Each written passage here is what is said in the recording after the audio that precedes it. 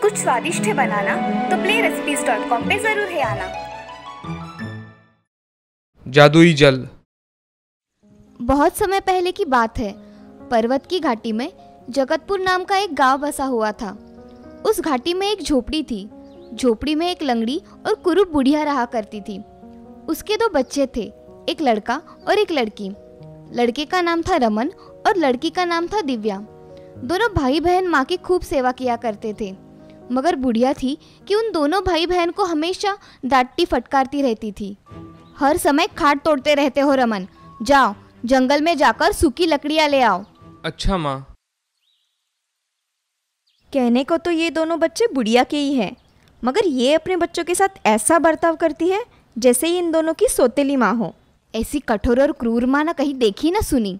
रमन जंगल से लकड़ियाँ काट कर लाता था और समीप के नगर के बाजार में बेच आता था। उसी से वह अपने छोटे से परिवार का पेट पालता था। कभी कभी दिव्या भी रमन के साथ जंगल में चली जाती थी। दिव्या, ऐसा कब तक चलेगा? हम इतनी मेहनत करते हैं फिर भी माँ हमें हर समय डांटती फटकारती रहती है। वो हमसे कभी भूले से भी प्यार के 2 शब्द नहीं बोलती। मेरा तो जी करता है कि घर छोड़कर कहीं दूर चला जाओ। ऐसा गजब न करना भैया, हम घर से चले गए तो माँ की सेवा कौन करेगा? बेचारी ठीक से चल फिर भी तो नहीं सकती। हम न होंगे तो माँ भूखी मर जाएगी। तू ठीक कह रही है बहन। चलो कुछ भी कह देती है तो क्या हुआ, आखिर है तो अपनी माँ ही। हाँ भैया।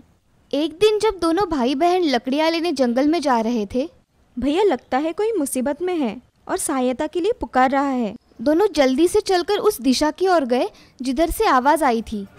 अरे ये तो भेड़िया है, ये बूढ़े आदमी पर वार करने ही वाला है। बचाओ बचाओ, कोई है, मेरी मदद करो, बचाओ। रमन कुल्हाड़ी लेकर भेड़िए पर झपट पड़ा। कुल्हाड़ी के 3-4 घावों में ही भेड़िए का काम तमाम हो गया। यह देख बेटा, तुमने सही वक्त पर पहुंचकर मेरी जान बचाई है। तुम ना आते तो ये जालिम भेड़िया मुझे जिंदा न छोड़ता। बोलो तुम्हारा किस प्रकार उपकार अदा करूं मैं बेटा? इस बूढ़े से तो अपनी हिफाजत नहीं हुई, ये मेरा क्या भला करेगा। बाबा यह सब छोड़ो और बताओ आपको कहाँ जाना है? बेटे, मैं जगतपुर गांव में रहने वाली उस कुरूप और चिड़चिड़ी बुढ़िया की खोज में निकला हूँ, जो हर समय अपने बच्चों को डांटती फटकारती रहती है। क्या कहा? क्या तुम उन्हें खोजने निकले हो? हाँ बेटा, क्या तुम उस बुढ़िया का कुछ अता पता जानते हो? बाबा, हम दोनों उसी बुढ़िया के बच्चे हैं। ओह, तो ये बात है। हाँ बाबा, लगता है तुम काफी थके हो बाबा, चलो हमारे घर चलो। भैया ये तुम क्या कह रहे हो? अगर हम इन्हें साथ ले गए तो माँ गुस्से से हम पर उबलने लगेगी। ये सुन बूढ़ा रमन और दिव्या से बोला, बच्चों, मुझे लेकर परेशानी में मत पड़ो। मैं जानता हूँ तुम्हारी माँ तुम्हें बहुत सताती है। तुम दोनों उसके व्यवहार से बहुत दुखी हो। मगर बाबा, तुम ये सब बातें कैसे जानते हो? क्या तुम कभी हमारे घर आए हो? बेटी, मैं तुम्हारे घर कभी नहीं आया, मगर मैं तुम्हारी लंगड़ी और गुस्सेल माँ के बारे में अच्छी तरह से जानता हूँ। तुम्हारी माँ पहले ऐसी नहीं थी, तब वो बहुत ही कृपालु और सुंदर स्त्री थी। अच्छा। हाँ बेटा, तुम्हारे पिता ठाकुर यशदेव भी तब जीवित थे। वे बरहानपुर गांव के जमींदार थे। नौकर चाकर उनके आगे पीछे घूमते थे। एक दिन वो तुम्हारी माँ से बोले, रूपा, रमन और दिव्या अब बड़े हो गए हैं, क्यों ना इन्हें पालवन में स्थित काली माँ के मंदिर के दर्शन करा लाए। आप ठीक कह रहे हैं ठाकुर साहब। काली माँ हमारे कुल की आराध्य देवी है। बच्चों को उनके दर्शन करा ही लाने चाहिए। उसी दिन ठाकुर यशदेव अपने परिवार के साथ रथ में बैठकर देवी के दर्शन के लिए पालवन की ओर चल दिए। जैसे ही उनके रथ ने पालवन में प्रवेश किया, रास्ते में अचानक तेज आंधी चलने लगी और घोड़े बिगड़ गए। देखते ही देखते घोड़े रथ के समेत उलट गए। रूपा की चेतना लुप्त हो गई। जब उसे होश आया तो उसने स्वयं को एक गुफा में लेटी पाया। तभी उसकी दृष्टि गुफा में बैठे एक आदमी पर पड़ी। तुम कौन हो? मेरा नाम जमसेन है रूपा, मैं एक जादूगर हूँ। तुम मेरा नाम कैसे जानते हो? मैं अपने जादू के दम पर कुछ भी जानने की ताकत रखता हूँ। तुम बरहानपुर गांव के जमींदार ठाकुर यशदेव की पत्नी हो। हाँ, लेकिन वो भी तो हमारे साथ थे। वो कहाँ है? ठाकुर यशदेव इस दुनिया में कब कहाँ है? वो तो दुर्घटना में मृत हो गुफा के बाहर पड़े हुए हैं, जाकर देख लो। नहीं, ऐसा नहीं हो सकता। ठाकुर साहब नहीं मर सकते। जो सच है वो मैं तुम्हें बता चुका हूँ रूपा। पति की मौत का समाचार सुन रूपा रोने लगी। रो नहीं रूपा, तुम जैसे सुंदरी को रोना शोभा नहीं देता। तुम चाहो तो मैं तुम्हें सहारा दे सकता हूँ। हाँ, ये सुन रोती हुई रूपा ने सिर ऊपर उठाया। कैसा सहारा? मैं तुमसे विवाह करने के लिए तैयार हूँ। बस शर्त मेरी एक है कि तुम इन दोनों को छोड़कर मेरे साथ रहना होगा। जानते हो तुम क्या कह रहे हो? मैं एक ठाकुर की पत्नी और इन 2 बच्चों की माँ हूँ। मेरी और बुरी दृष्टि डालते तुम्हें तनिक भी लज्जा नहीं आई? लज्जा? लज्जा कैसी? जो मेरे मन में था वो मैंने तुमसे कह दिया। तो कान खोल कर सुन लो धूर्त जादूगर, तेरी मंशा कभी पूरी नहीं होगी। पति मर गया है तो क्या हुआ? मैं इन फूल से दोनों बच्चों के सहारे अपना शेष जीवन काट दूंगी, पर तेरे मुंह पर थूकूंगी भी नहीं। ओह, बहुत अभिमान है तुम्हें अपने आप पर। क्रोध में कांपते हुए जादूगर ने जादू का डंडा हवा में घुमाया। जा, तू इसी समय कुरूप और लंगड़ी बन जा। ये क्या हो गया? जिस रूप पर तुम्हें कुछ देर पहले बहुत गर्व था वो तो मिट गया। इसके साथ ही बरहानपुर में मैंने तेरी हवेली भी जादू के दम पर गायब कर दी है। अब वहां पहुंचने पर तुम्हें कुछ भी नहीं हासिल होगा। ओह, एक बात और सुन ले, जिस दोनों बच्चे के मुंह में पड़कर तूने मेरा तिरस्कार किया था, उन्हीं दोनों बच्चों को तू जीवन भर प्यार न कर सकेगी। ये मेरा श्राप है तुझे। यदि भूल कर भी तूने बच्चों को प्यार किया तो तेरे दोनों बच्चे तुरंत ही पत्थर के बन जाएंगे। नहीं, ऐसा जुल्म ना करो मुझ पर। बच्चों को प्यार किए बिना मैं कैसे जीवित रह पाऊंगी? तुम्हें जीवित रहना होगा रूपा, ताकि जीवन भर ये सोच कर घुलती रहे कि मेरी बात ना मानकर तूने कितना बुरा किया है। जालिम, तुझे जो करना था वो तूने कर लिया। जा, मैं भी तुझे श्राप देती हूँ कि एक दिन तेरा ही जादू तुझे ले डूबेगा। तब सब तुझसे घृणा करेंगे, कोई भी तुझे पास नहीं बिठाएगा। वो दिन मेरे जिंदगी में कभी नहीं आएगा मूर्ख। अट्टहास करता वो जादू के बल पर अदृश्य हो गया। तब रूपा बच्चों के साथ गुफा से बाहर आई। ठाकुर साहब, आप मुझे छोड़कर क्यों चले गए? दिल कड़ा कर रूपा ने ठाकुर यशदेव की चिता बनाकर स्वयं उसमें आग लगाई। जादूगर जमसेन, मैं अपने बच्चों को प्यार से न सही घृणा करके ही पाल कर दिखाऊंगी। आज अपने पति की चिता के सम्मुख मैं इस बात का प्रण लेती हूँ। रूपा वहाँ से लौटकर बरहानपुर गांव कभी नहीं गई। वह जगतपुर गांव में ही झोपड़ी बनाकर तुम दोनों के साथ रहने लगी। बाबा, आप सब ये कैसे जानते हैं? बेटा, मैं उसी धूर्त जादूगर जमसेन का अभागा पिता हूँ जिसने कभी तुम्हारी माँ का ऐसा हाल किया था। उसी ने मुझे ये सारी बातें बताई है। क्या? हाँ बेटा, उसी भय से तुम्हारी माँ चाहकर भी तुमसे प्यार नहीं कर पाती, इस डर से कि तुम दोनों पत्थर के ना हो जाओ। ओह, तो माँ के विचित्र व्यवहार का ये राज है। माँ के ऊपर चढ़ी जादू को क्या आप उतार नहीं सकते बाबा? बेटी, उतार तो सकता हूँ। पेशे से मैं भी एक जादूगर हूँ। वैसे एक जादूगर दूसरे जादूगर के जादू के बीच में नहीं पड़ता है। हाँ, तुम चाहो तो मैं अपने बेटे के जादू से तुम्हारी माँ की मुक्ति का उपाय बता सकता हूँ। वो उपाय क्या है बाबा, मुझे बताओ। बेटा, पालवन की एक गुफा में मेरे बेटे ने एक जादुई देवी की स्थापना की है। तुम्हें जादूवन में जाकर जादुई सरोवर से जादुई जल लाना होगा और उस जादुई गुफा में जो मूर्ति है उसे स्नान कराना होगा, तभी जादू की देवी तुमसे प्रसन्न होगी। बाबा, उस गुफा में तो तुम्हारा बेटा जमसेन रहता होगा, वो मुझे उस गुफा में भला कैसे घुसने देगा? जमशेन अब जीवित कहाँ है बेटा? अपने कुकर्मों के कारण वह तो कब का मर चुका है। क्या? हाँ बेटा, वो जीवन भर जादू के बुरे कार्य में प्रयोग करता रहा। इससे जादू की देवी ने रुष्ट होकर उससे जादुई शक्ति छीन ली और उसे कोढ़ी बना दिया। ओह, कोढ़ी होने के बाद उसके शरीर के अंग गल गल कर जमीन पर गिरने लगे। लोग उससे घृणा करने लगे। कोई भी उसे अपने पास न बैठा था। अपनी ऐसी दुर्दशा होने पर उसे वह पाप याद आने लगे जो उसने अपने जीवन काल में किए थे। तभी उसने एक दिन मुझे तुम्हारी माँ पर किए अत्याचार के बारे में बताया। आज से 10 दिन पूर्व ही उसका देहांत हुआ है। तब से ही मैं तुम्हारी माँ की खोज में निकला हूँ।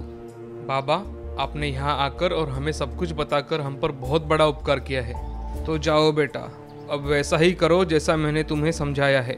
जादू नगरी जाकर जादुई जल ले आओ। जी बाबा। बेटा, जादूवन के चारों ओर ऊंची ऊंची चार दीवारी है। उसके मुख्य दरवाजे पर जादू का एक ताला लगा है जो इस चाबी से ही खुलेगा।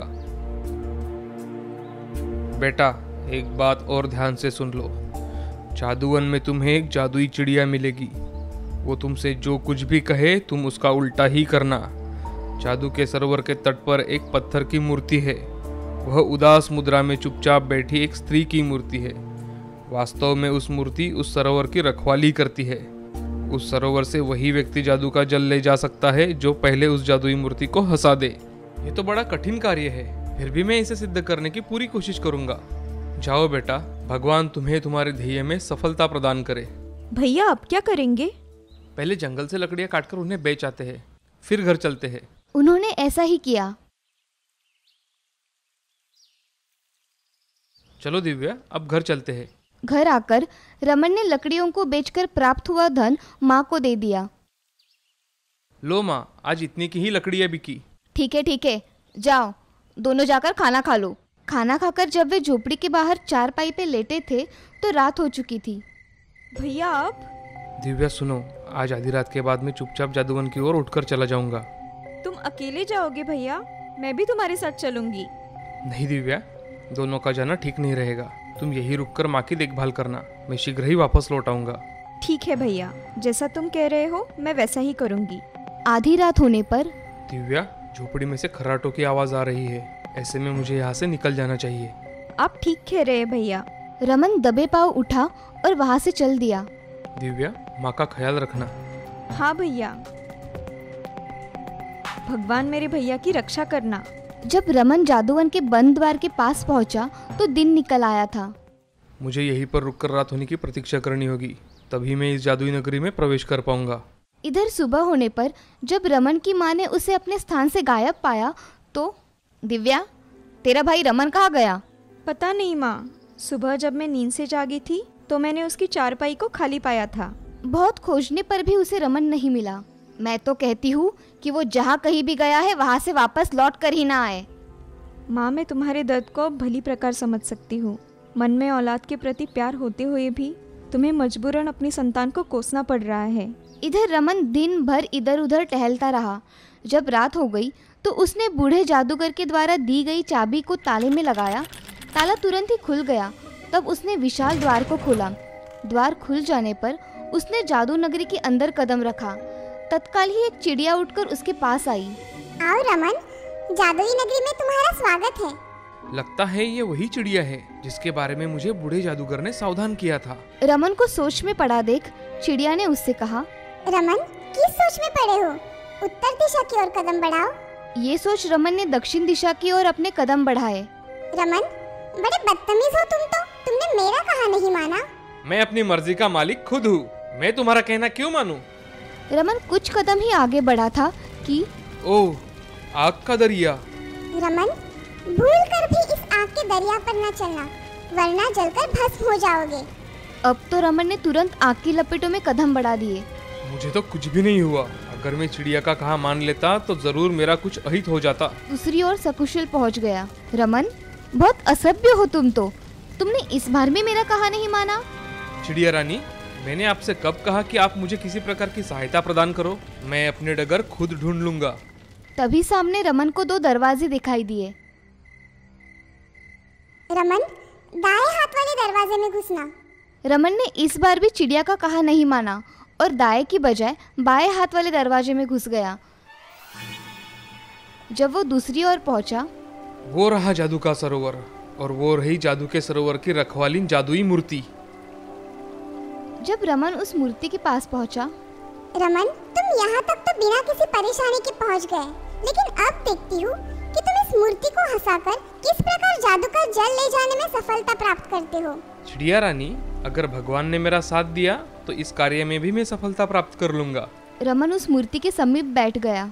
अब मैं इस पत्थर की मूर्ति के होठों पर हंसी कैसे लाऊं? जब हम छोटे थे तो जगतपुर गांव में रामू काका बच्चों की हंसी की ऐसी मज़ेदार कहानियां सुनाया करते थे कि हमारे पेट में हंसते हंसते बल पड़ जाते थे। क्यों ना मैं वही कहानी इस मूर्ति को सुनाऊं? क्या पता उस कहानी को सुनकर उस मूर्ति के होठों पर हंसी आ जाए। ये सोच रमन पत्थर की मूर्ति से बोला, हे जादुई सरोवर की रखवालिन, मैं तुम्हें एक कहानी सुनाने जा रहा हूँ। यदि तुम्हें उसे सुनकर हंसी आए तो हंसी को रोकना मत और जी खोलकर हंसना। तो सुनो मेरी कहानी। दीनापुर गांव में सोनसिंह नाम का एक चतुर महाजन रहता था। वह अपनी चतुराई से गरीब लोगों को कम ऋण देकर उससे दोगुना पैसा वसूल करता था। सब लोग उसकी चालाकी को जानते थे, समझते थे, फिर भी जरूरत पड़े तो उससे ऋण लिया करते थे। उसी गांव के पास में कुशल नाम का एक बुद्धिमान आदमी रहता था। अपने किसी संबंधी के पास वो एक दिन आया। सोनसिंह महाजन के हाथों गरीब व लाचार लोगों को ठगे जाते उसने देखा। महाजन जी, मैंने तो आपसे सिर्फ 2 स्वर्ण मुद्राएं ऋण में ले ली थी। आप कह रहे हैं कि अब 10 स्वर्ण मुद्राएं वापस करो। मैं और मेरा बही खाता झूठ बोल रहा है क्या? चल जल्दी से 10 स्वर्ण मुद्राएं निकाल। इस घुसखोर को तो सबक सिखाना ही होगा। अगले दिन कुशल अपने संबंधी के साथ उसके खेतों पर घूमने गया। ओह, घुसखोर महाजन दूसरे गांव के कर्जदारों से कर्ज वसूल करके घर वापस लौट रहा है। भाई, तुम कैसे इस महाजन की जागतियां सह लेते हो? तुम इसे मजा क्यों नहीं चखाते? कौन उस जुल्मी के मुंह लगे कुशल? ये बहुत ही जालिम और चालाक है। मैं आज इसे मजा चखा कर ही रहूंगा। तुम? लेकिन कैसे? बस तुम यही बैठे रहो। मैं बकरी और रस्सी लेकर राह में बने उस कुएं पर जाता हूँ। कुशल बकरी और रस्सी लेकर कुएं की ओर चल दिया। कुएं पर पहुंचकर उसने बकरी को कुएं में धक्का दे दिया। तभी वहां घोड़े पर सवार थका हरा महाजन आ पहुंचा। भाई, थोड़ा सा पानी पीने को मिलेगा? पानी? यहाँ कहाँ? हाँ, थोड़ा बहुत ही होगा। बकरियों के कुएं में पानी रह कहाँ पाता है? बकरियों का कुआं? और क्या, इसमें इतने अचराने की क्या बात है? देख नहीं रहे कि मैं क्या कर रहा हूँ? ये कहकर कुशल ने जोर लगाकर रस्सी में बंधी बकरी को कुएं से खींच लिया। देखा, ये बकरी तुमने कुएं से निकाली है, और नहीं तो क्या आसमान से निकली है? तुमने सुना नहीं, ये बकरियों का कुआं है। मेरा जब जी चाहता है इस कुएं से उतनी बकरियां निकाल लेता हूँ। क्या इसके भीतर बहुत सारी बकरियां हैं? बकरियां है नहीं, पर जब चाहा बकरियां तैयार कर लेते हैं। वो किस तरह से भला? अरे भाई, सीधा साधा हिसाब है। रात को इस कुएं में बकरियों के सींग डाल दो और सुबह बदले में बकरी ऊपर खींच लो। जितने सींग डालोगे उतनी बकरियां तैयार मिल जाएगी। ये सब सुनकर सोनसिंह ने सोचा, ये तो बड़े फायदे का काम है। लोगों को कर्ज देने और उसे वसूलने से अच्छा तो ये अधिक लाभ का काम है। उसने कुशल से कहा, क्या तुम इस कुएं को मुझे बेचोगे? उचित दाम दिया तो बेच भी सकता हूँ। ठीक है, तुम ये 5 स्वर्ण मुद्राएं मुझसे ले लो और ये कुआं मुझे दे दो। वाह, क्या अजीब खरीदार हो। केवल 5 स्वर्ण मुद्राओं के बदले में ये कीमती कुआं बेच दूं? भाई, मेरा कुआं गांव में है ना, इसलिए उसकी कीमत नहीं। अगर यही कुआं शहर में होता तो लाखों में बिकता, लाखों में। अच्छा ठीक है, 10 स्वर्ण मुद्राएं ले लो। नहीं नहीं, रहने दो, इस कुएं को खरीदना आपके बूते के बाहर है। अच्छा 15 स्वर्ण मुद्राएं ले लो, पर मना ना करो। आप जाइए, अपना काम कीजिए।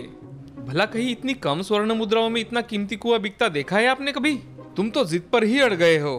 ठीक है, जब मैंने मन में ठान ही लिया है तो मैं तुमसे ये कुआं खरीद कर ही रहूंगा। आप फंसा शिकार जाल में। सोनसिंह ने वो सारी मुद्राएं जो कर्जदारों से वसूल लाई थी वो सब कुशल के सामने रख दी। इतनी सारी मुद्राओं के बदले तो मुझे कुआं बेच ही दो भाई। अब है तो ये मुद्राएं भी कम, पर आप बहुत आग्रह कर रहे हैं तो मैं ये कुआं आपको बेचता हूँ। आपको निराश भेजना मुझे अच्छा नहीं लग रहा। कुशल सुवर्ण मुद्रा की थैली उठाकर जब वहां से जाने लगा, भाई अपना नाम तो बताते जाओ। मेरा नाम है मैक हंगाऊ। मैं पास के पदमपुर गांव का निवासी हूँ।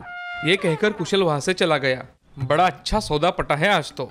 एक दिन में एक सिंह भी कुएं में डालूंगा तो हर रोज एक बकरी मिल जाया करेगी। इस प्रकार 1 महीने में 30 बकरी और साल में 365 बकरियां मुफ्त में ही मिल जाया करेगी। वाह वाह वाह वाह। वो खुशी खुशी गांव की ओर चल दिया। मैं आज ही बकरियों के सींग खरीद कर लाऊंगा और प्रतिदिन 8-10 सींग उस कुएं में डाल दिया करूंगा। अगले दिन आकर यहाँ से उतनी ही बकरियां ले जाया करूंगा। सोनसिंह खुशी में पागल हुआ सोचता चला जा रहा था।